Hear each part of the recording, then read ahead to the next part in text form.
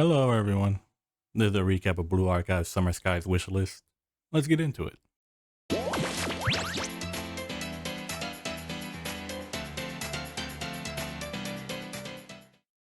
The story starts with Sensei Hifumi and Azusa on the beach.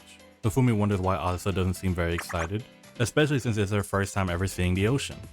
Azusa replies saying she might not look it, but she is very excited. However, she's on guard about something. This is when we see Tsurugi and Mashiro are also here. We then get a flashback to see how all this happened. After going on a rampage with a stolen tank, Hifumi and Azusa are apprehended by the Justice Task Force.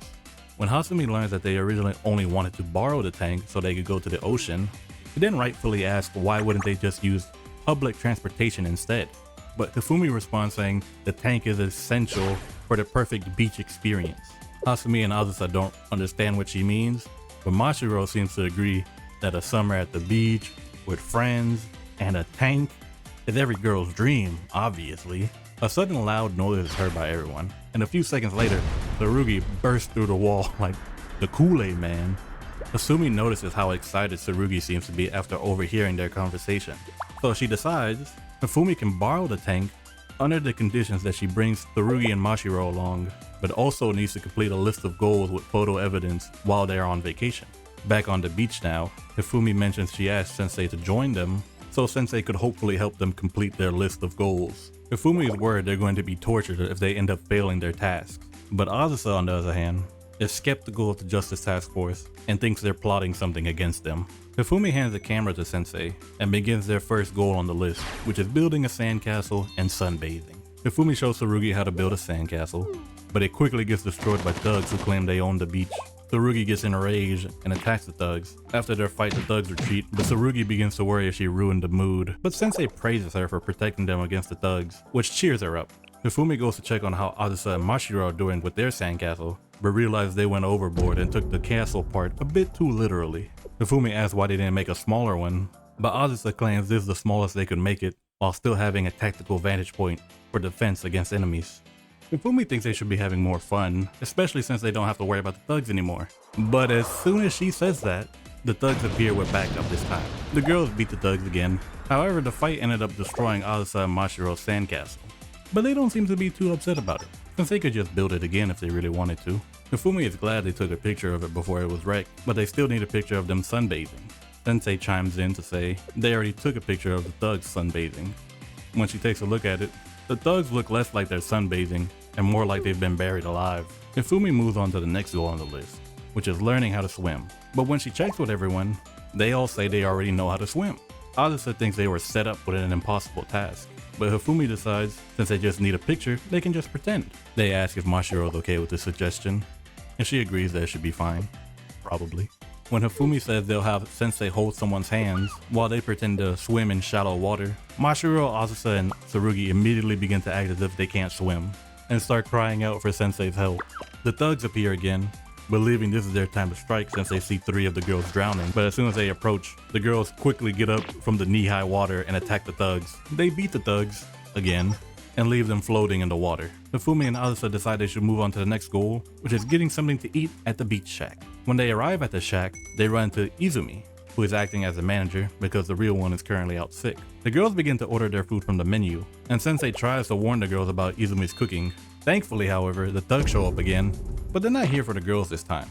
They're after Izumi for poisoning them with her food, and they want to destroy the shack for revenge. The girls decide to help Izumi protect the shack and send the thugs retreating. To thank them, Izumi gives everyone a glass of chocolate sea cucumber juice, and as you would expect, they all hated it. With the shack out of the way, Hifumi moves on to their next goal on the list, which is smashing watermelons. But she forgot to bring something to break the melons with. Azusa shoots it, which leads to her and Mashiro competing to see who is the better marksman. On the beach, Hifumi places the watermelon over 500 meters away. Azusa and Mashiro are pretty cocky, saying they should easily be able to do this, even if they're blindfolded. But they get interrupted by Izumi, who's trying to protect the watermelon, saying they shouldn't be playing with their food. They beat Izumi and bring her unconscious body back to the beach shack. Afterwards, they enjoy the leftover watermelon. The next goal on the list is beach volleyball. And this is when Hifumi wonders if they're going about things the right way. She just wanted Azusa to see the ocean and enjoy the beach with everyone. And even though Azusa says herself that she's having fun, there have been a lot of unexpected things that keep happening and are messing with their ideal summer vacation.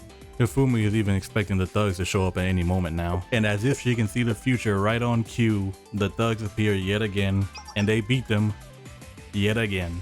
The last goal on the list can only happen at night, so Hifumi and Azusa go buy fireworks in preparation. While they have a lot of time to spare, Sensei asks if Mashiro has been having fun, and she admits to getting caught up in the mood and enjoying herself, even though she probably let her guard down a few too many times. She then decides to go look for Hifumi and Azusa, since they seem to be taking a bit long.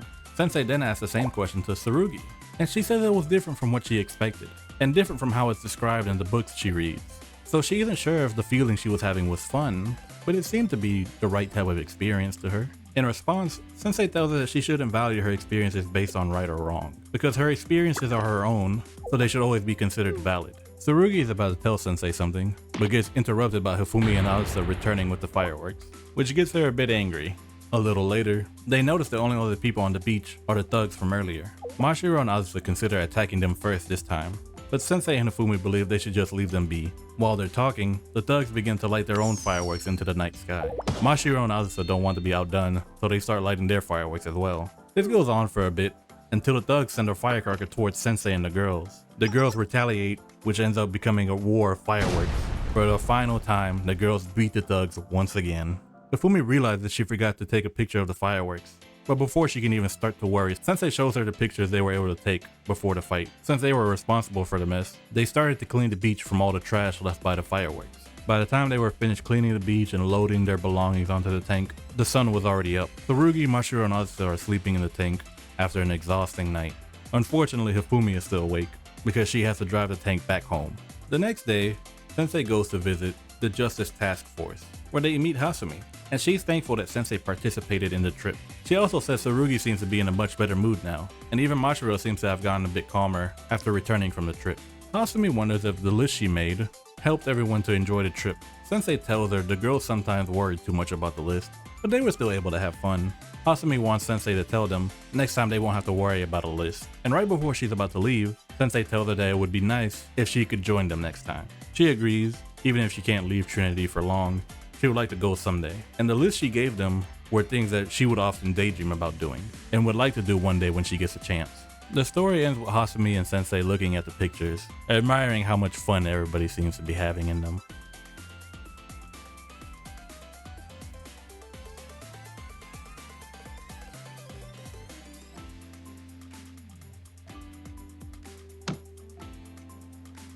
And that's the end of the recap. Hope you enjoyed the story as much as I did. If you didn't like the video, well, thanks for watching anyway and getting this far.